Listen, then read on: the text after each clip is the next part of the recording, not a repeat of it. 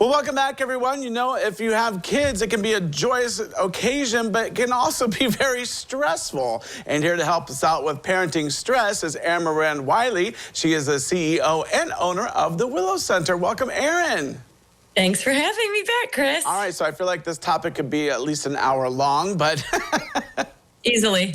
Easily, yes. So tell us how we deal with stress.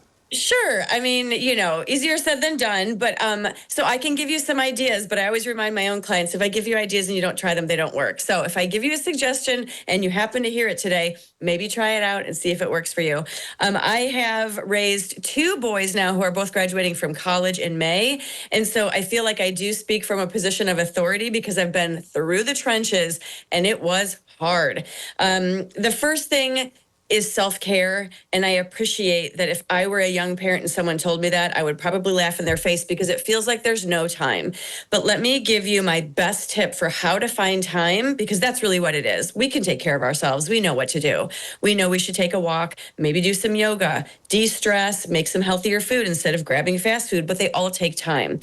This is a hard challenge for a lot of people, particularly Americans, I think. But for me, I started going to bed earlier at night because then it meant I could get up earlier in the morning. And most people don't love getting up super early, but if you can start to cut back on TV and screen time at night, and you can carve out just a tiny bit of space for yourself in the morning before kids are up, where it is peaceful and quiet, and you can grab a cup of coffee or read or just stretch or just sit in silence, I really do think that that gives you a little space in your life, a little breathing room.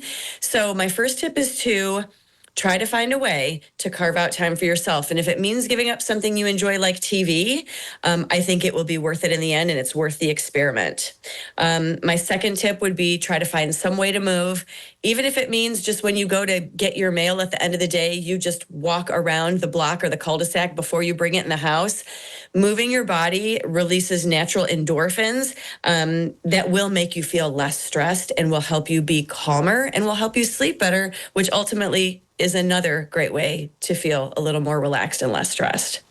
Yeah, so these are wonderful tips. It really goes all around finding that time. And like you said, it's just getting up, maybe just getting up a little bit earlier just to have that alone time, I guess, just to focus on me, like my self-awareness or something, right? Absolutely. No, self-awareness is a great point, Chris, because all of us are kind of running through our days. They're busy and they're fast.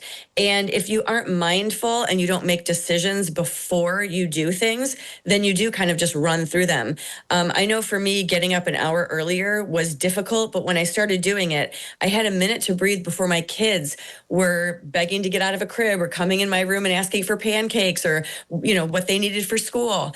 And I could, in that silence before they woke up, take a minute and say, I know this is a fleeting time. I know they will be gone someday, which they are now. And I want to be my best self. So my plan for today, and I would just commit for a moment, is to be my kindest, most gracious self, know that they're kids. And when they get stressed out and mad and angry, that I will keep my frustration in check, knowing that they are tiny people. And this even goes for teenagers because our brains aren't even fully developed until we're like 26 years old. So taking that extra time for yourself, like I said, whether it's journaling or meditation, it gives you a chance to kind of set the tone for your day. And I think you have a better fighting chance when your mind is in a good place before you get the day started. Yeah, so that's, you mentioned mindful. So I kind of guess that you're talking about like kind of like a mindful meditation, just to get yourself sorted and get yourself that self-care before you deal with others. So taking care of yourself before you take care of others, right? Absolutely true. Yep. And that, you know, the main 3 pillars that I talk to my clients about are moving your body, sleep, and nutrition, what we put in our body. And those are all physical things, but they're things we have control over that dramatically impact our mental health. Right. So, Erin, thank you so much for coming on today. We just got a little bit of the, you know, tips there, you know, just a few tips, but there's so much more that people can be talking about throughout this, you know, parenting stress and parenting, you know, suggestions and just well-being and you name it. So, you know, if anybody out there, of course, would like extra help, because a lot of times you do need that extra help, you can always visit willowcenter.com. They offer counseling services for individuals, couples, teens, families, children, and more. and Erin and her team would be happy to help. So, Erin, thank you once again for joining us. I appreciate it. Yeah, thanks so much for having me. It's always good to be back. All right. Well, don't go away because we have more when we return.